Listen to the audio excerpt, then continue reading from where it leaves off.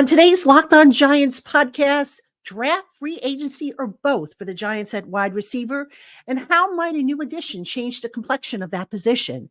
That plus, what exactly is a transition tag and why are we talking about it?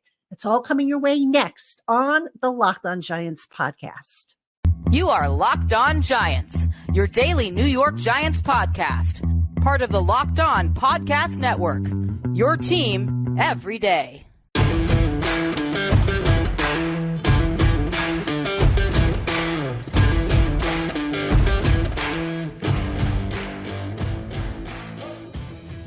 This episode of the Locked On Giants podcast is brought to you by FanDuel Sportsbook, official sportsbook of the NFL.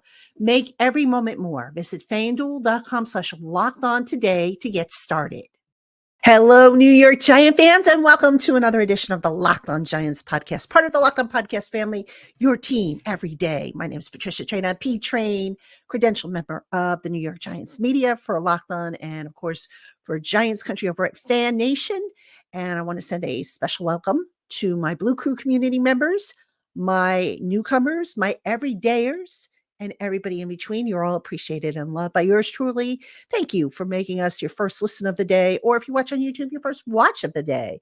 And on today's Locked On Giants podcast, we're continuing our look at the various Giants position groups. And today we're going to talk about the receivers. We're going to kind of tell you how we got to the point where we're at right now and what the expectation is moving forward. And then a little later on in the program, and I really wasn't planning on doing this, but because the news kind of came out from the New York Post that the Giants are likely to use the transition tag, which is a seldom used vehicle in free agency, I'm going to tell you what that is and what that means and numbers and all that good stuff, because I'm sure a lot of you have questions about it. Matter of fact, I know a lot of you do, because I've seen some of the questions pop up on my timeline as well as in my inbox. So that is today's agenda. Again, welcome on in to the Locked On Giants podcast. Let's get started.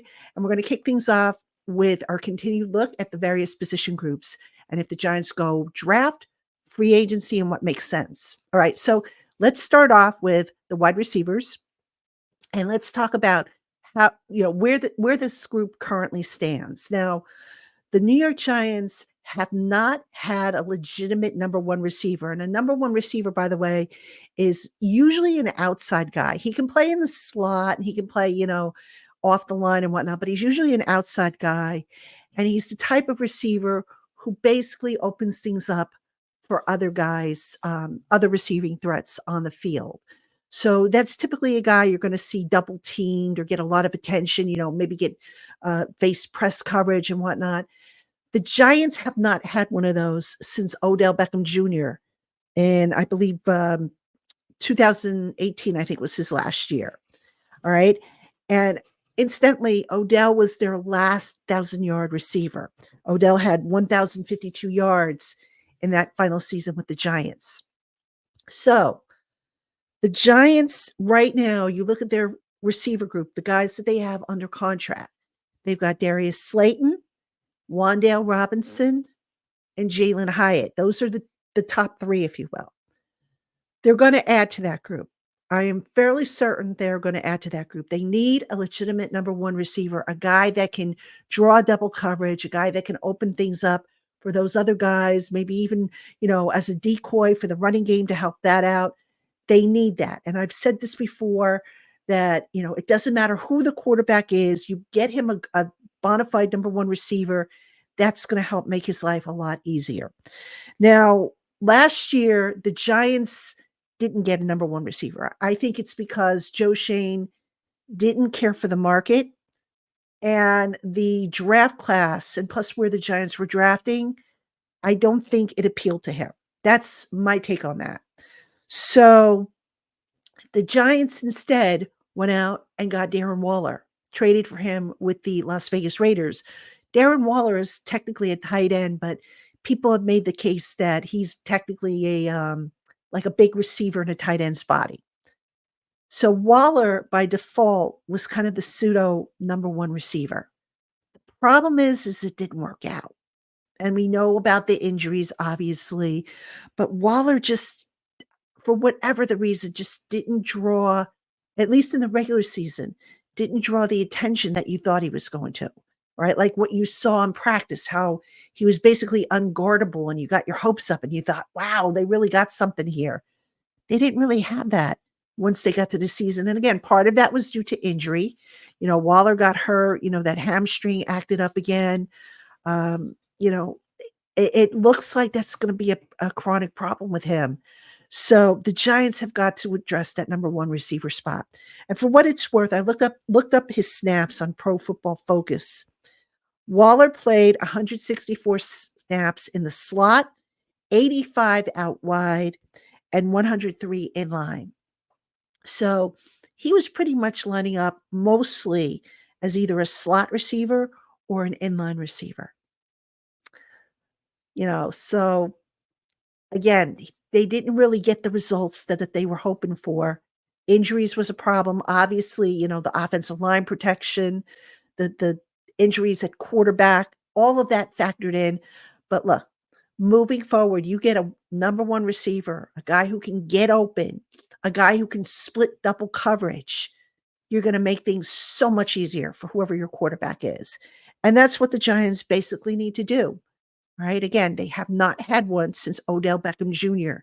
And Beckham initially, because of his smallish size, you thought, oh, well, he's going to be better off in the slot. But no, they were able to move him around like a chess piece. And that's ideally what you want to do with your number one receiver. You want to be able to move him around and get mismatches. You think about Dallas, for example. CeeDee Lamb is certainly, you can make a case for him being a number one receiver, but he's primarily a slot guy.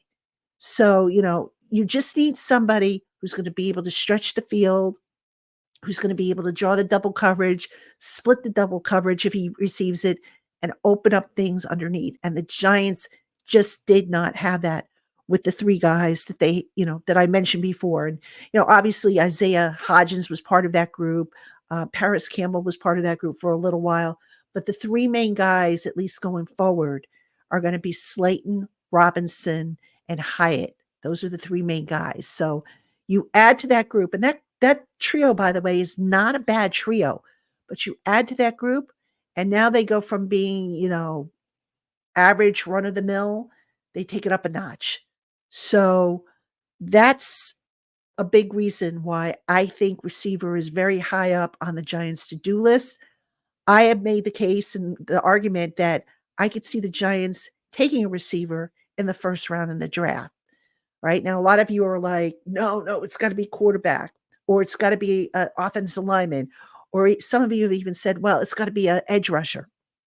Folks, as I see it, if there is no, top three quarterback falling to the Giants at 6, and they decide not to trade up, and right now I don't know for sure if they're planning to or if they're not. I think free agency is going to tell us a lot. It's going to give us a lot of clues. But I would not reach for a quarterback at 6 if the top prospects are gone. In that case, you figure, if there's 3 quarterbacks, Daniels, Williams, and May, if they're gone within the first 3 picks or somewhere in those first 5 picks, because remember, the Giants are picking 6, you're almost certain that one of the big 3 wide receivers of Marvin Harrison Jr., Malik Neighbors, and Rome Odunze, you're almost assured that one of those guys are going to fall to you. And I just think if you're the Giants, you grab one of them if you can. So now, coming up, let's say the Giants do get a number one receiver. What does that mean for their current group moving forward? I have an idea. We'll talk about it right after this. This show is sponsored by BetterHelp. Sometimes we all need the opportunity to get something off our chests. Big or small, certain things can really start to get to you. It's important to let that out, especially to someone who's unbiased about your life. If you're thinking of starting therapy, give BetterHelp a try. It's entirely online and is designed to be convenient, flexible, and suited to your schedule. Just fill out a brief questionnaire to get matched with a licensed therapist, and you can switch therapists at any time for no additional charge. Visit betterhelp.com/lockedon today to get 10% off your first month. That's BetterHelp, HELP.com/lockedon. All right, everybody, welcome back to the Locked On Giants podcast. I'm your host, Patricia Traina, and coming up on tomorrow's Locked On Giants podcast, OC Umanura joins me on the show. We're going to talk about the Giants, and then we're going to talk a little bit about the NFL's International Pathway Program. So I'm really excited to have OC on the program. I think we're going to talk for about a half hour or so. Great guy. I absolutely love OC. I've covered him, when he first came to the Giants, struck up a friendship with him. Obviously, I still keep in touch with him to this day. And I am so excited to have him on. And I hope you'll check that show out. And of course, we'll then, for next week, we will resume our position look at the Giants' various position groups that we haven't covered yet. Also, next week, we've got the combine. So there is so much coming up. I mean, off season, what off season, right? There's never an off season, it seems like, for us here at the NFL channels here on Locked On. And that's all good because I like reaching out and just, bringing you guys different content. And sometimes you guys suggest some great topics for shows, and I'm happy to bring them to you, and answer your questions and whatnot. So that's a look at what's coming up. Let's get back to our topic, though, for today, which is wide receiver and what the Giants should do. Now, I talked about what they should do and what I think they're going to do in the last segment. But let's talk about the ramifications if they do indeed go and get a number one receiver. Now, before I go any further, a lot of you might be wondering, why didn't I suggest trading for a wide receiver or signing a wide receiver who might hit free agency? Cost, ladies and gentlemen. I think not that there won't be good receivers out there. There's been talk that Brandon Ayuk of the 49ers might be traded. All right. I don't know if I'm giving up trade assets for a receiver. If the Giants are going to give up trade assets, I think it would make more sense to do that for a number one quarterback. So, and that in the draft. So I'm not so sure the Giants will trade away assets, but you never know. I mean, Joe Shane is always full of surprises. As far as signing a receiver, I don't know that I would allocate free agent money to a receiver. I would go the cheaper route, which is getting a draft pick, put him on a rookie contract, use the free agent money to boost the offensive line, which desperately needs at least one other starter, maybe even two starters. I would use the free agent money or the financial resources to boost the edge rusher position.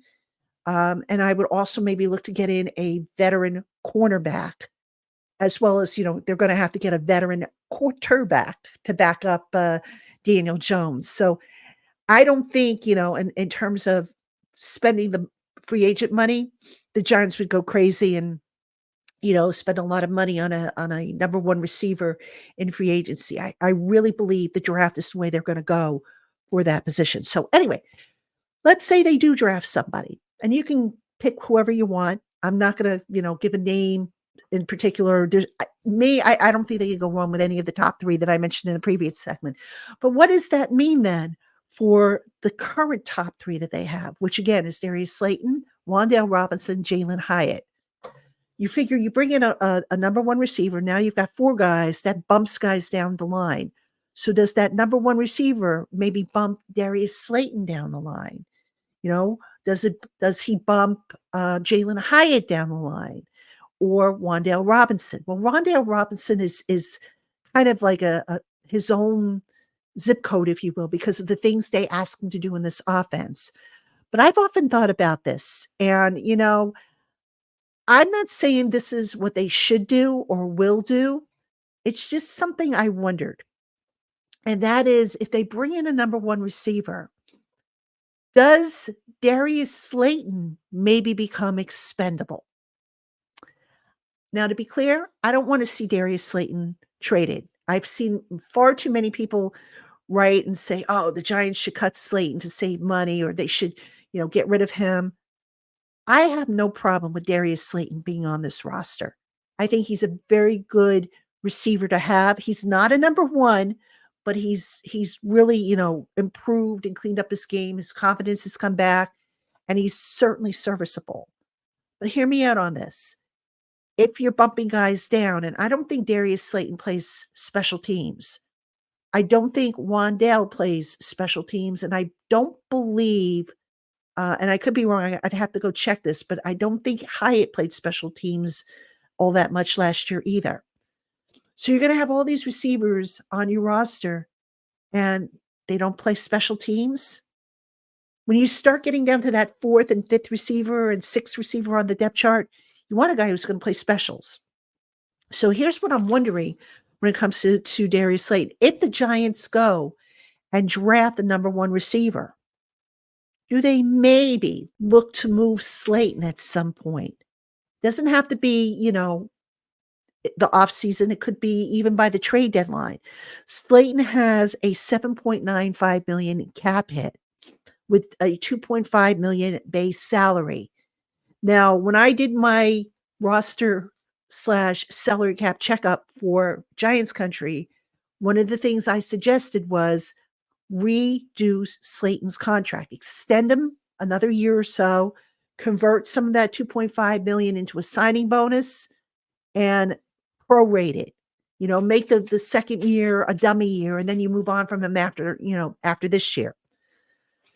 Really, in retrospect, to take $2.5 million and convert some of that to a signing bonus, I'm not sure how much that's going to move the needle, but certainly something that they could take a look at if they are really hard pressed for salary cap space. Now, on yesterday's show, I think I mentioned that there is a report by Pro Football Talk that the salary cap could zip up as high as $250 million. All right. If that happens, the Giants probably won't have to go crazy with restructuring contracts, at least not initially, because they're going to gain, about $5 million in space, which is certainly a lot they can work with. And again, you adjust contracts as you need to. You don't just sit there and say, okay, I'm going to open up $80 million in space, and this way I have it for when I need it. No, you do it as you need to. So again, you cut Mark Lewinsky, who I do not think will be on this roster. And if you get that extra, space, because the cap did go up to $250 million, you have enough to work with initially in free agency. Now, spoiler alert, I'm going to talk about the transition tag coming up, and I'll explain that. But that's also going to be part of the equation here. So the Giants, I guess what I'm getting at is you could look to extend Slayton by putting a dummy year or avoidable year onto his deal to lower his number. Is it going to move the needle that much? Probably not, but it's something, especially if you want to keep the guy or, make it so that if you do trade him, the team that acquires him isn't just getting a rental. So there are some thoughts, there are some factors that go into, how they can approach this with Slayton. And I'm curious to see what they do. Again, I personally have no problem if he's on the roster next year. I think they will find a use for him. But if they do add a number one receiver, as is expected, they will. Now, like I said, everybody kind of gets pushed down. Slayton goes from being the number one guy to now maybe the number two or the number three, depending on, how the coaching staff wants to lay out the pecking order. So you factor in the special teams equation, and, just to have four guys at that position, none of whom who really play special teams, I'm not sure that's really, an ideal scenario. But we'll see how the coaches and the GM feel about that. All right, coming up next, what's the transition tag? Why are we talking about it? And what does that have to do with Xavier McKinney? Answers coming your way right after this. Hey, Giant fans, football season is officially in the books, but that doesn't mean the excitement of betting on sports is over. Because right now you can get buckets when you place your first bet on FanDuel, America's #1 sports book. Because right now, new customers get $150 in bonus bets with any winning $5 bet. That's $150 if your bet wins. You can bet on all your favorite NBA players and teams with quick bets, live same-game parlays, exclusive props, and more. So head on over to FanDuel.com/lockedon and shoot your shot. FanDuel, official sportsbook partner of the NBA. All right, everybody, welcome back to Locked On Giants. I'm Patricia Traina. And what about this transition tag? All right, for those of you who might have missed the news, the New York Post had a report out saying that the Giants might contemplate using the transition tag on safety Xavier McKinney. So, this isn't a vehicle that a lot of teams use very often because it's very different from the franchise tag. So let's take a little moment here for me to get you caught up on what it is, the advantages, the disadvantages, and why the Giants could indeed potentially use it on Xavier McKinney. All right, so to start, the transition tag, which is rarely used, is the average of the top 10 salaries at the player's position, whereas the franchise tag is the average of the top 5 salaries at the player's position. That's difference number one. Difference number two, the franchise tag brings compensation from the team that signs away the player that is tagged with the franchise versus the transition tag, which does not bring any compensation. So in other words, if McKinney were to get the franchise tag and another team were to sign him, that team would owe the Giants 2 first-round draft picks. If McKinney gets the transition tag and another team signs him and the Giants choose not to match, the Giants get squat. They may get a comp pick next year, but as far as getting, 2 number 1 picks, they won't get that. All right. The other big difference is in the allocation of the money. I mentioned the average of the salaries and whatnot. The franchise tag for a safety this year is estimated to be $16.224 million. For a transition tag, the estimate is $13.95 million. Right now, here's the thing.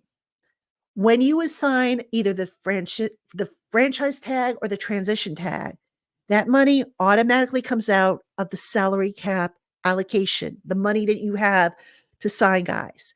The difference here is if your transition player goes and gets an offer, signs an offer sheet with another team, and within 5 days, if the Giants decide they don't want to match it, that money gets rebated right back to them. And there's usually a better chance of, a transition tag player getting a deal as opposed to a franchise tag player. Usually no team is going to want to give up 2 first-round picks to, for a franchise player, no matter how good he is. Right? We saw that last year with Lamar Jackson and the Baltimore Ravens, right? So with a transition player, they could still operate like they're an unrestricted free agent. They can go out, they can talk to other teams, they can get offers, they can sign an offer sheet, but the Giants have the right within 5 days to match it. And if they don't, McKinney becomes, a member of whatever team signs him to the offer sheet. So the deadline is July 24th. So basically, similar to the franchise tag. Teams have until July 24th to either get a long-term deal done or sign these guys. All right. But the money, like I said, if McKinney thinks that the market's going to be good for him, chances are the Giants will get that money back a lot quicker. Now, there's pros and cons to this transition tag. One of the things I don't like about it is that you're letting the market do your negotiating for you. I am not a big fan of that. All right. But I could see a logical reason for doing that. And that is players often think that they are worth more than what they really are.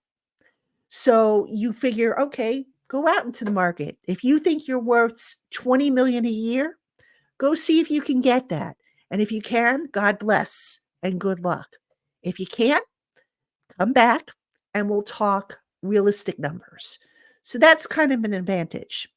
All right. Now, the other thing to keep in mind about the transition tag, teams can only use 1 tag per player per year.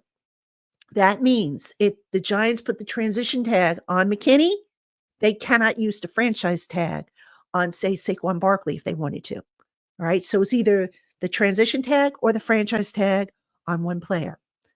All right. So now where does this leave things as they stand right now? Joe Shane and the Giants, as well as the rest of the NFL and the agent community, are headed to the combine next week. There's going to be discussions with agents about pending free agents. All right. Shane has already said he's going to meet with Saquon's representatives. He's going to meet with McKinney's representative. And they're going to see if they can't hammer out a deal. If they can't hammer something out by the time the combine ends, then you can probably expect to see some kind of tag action. All right. It won't happen before the end of the combine. I just don't see that being the case. I'd be surprised, actually. So, now I mentioned yesterday, with the franchise tag, if they get close to, a deal, but they don't quite wrap it up, they can use it to hold, as a placeholder until they finish things up. Same thing, with McKinney. If they decide, okay, look, we made progress, but we're not quite there yet, then maybe they tag him to keep other teams away from luring him away. I don't think it'll come to that. I think it's just a matter of let him test the market. If he thinks he's worth all this money, if he thinks he's, the best safety out there about to hit the market, let him do it. And if he gets it, great. If he doesn't, then, then they'll talk turkey. So that's really the differences of the transition tag, why we're talking about it. Does it make sense for McKinney? I think it does. Because sometimes, the market has a way of humbling guys. Because I have yet to meet an athlete who thinks he's, worth a lot more than his team does. So it's an interesting scenario, an interesting twist. It's not done a lot. And oh, by the way, the Giants can rescind that tag anytime they want. So let's say they do put the transition tag on McKinney, and now all of a sudden, a player comes along and they need that player. They can always rescind the tag if they want to, at which point McKinney would become completely UFA with absolutely no restrictions. He could sign a deal with somebody and doesn't have to go back to the Giants and say, okay, you've got 5 days to match it. So those are some of the differences, and it's an interesting tactic, like I said. Boy, free agency can be so much fun. That's why I kind of look forward to that before we get into the draft. And actually with the combine coming up, even though it's about scouting these prospects, free agency is going to take center stage before we know it. So we, of course, will have everything you need to know about free agency, as well as, the latest updates and whatnot here on the Locked On Giants podcast. Hope you will keep it here as we continue to bring you 5 shows every week, Monday through Friday, free and available wherever you get your podcasts. That's going to do it for us today on the Locked On Giants podcast. Again, don't forget, tomorrow, O.C. Umanura is my special guest. Hope you will tune in for that. Until then, have a great one, Giant fans, and thank you for making us your first listen of the day, or if you watch on YouTube, your first watch of the day.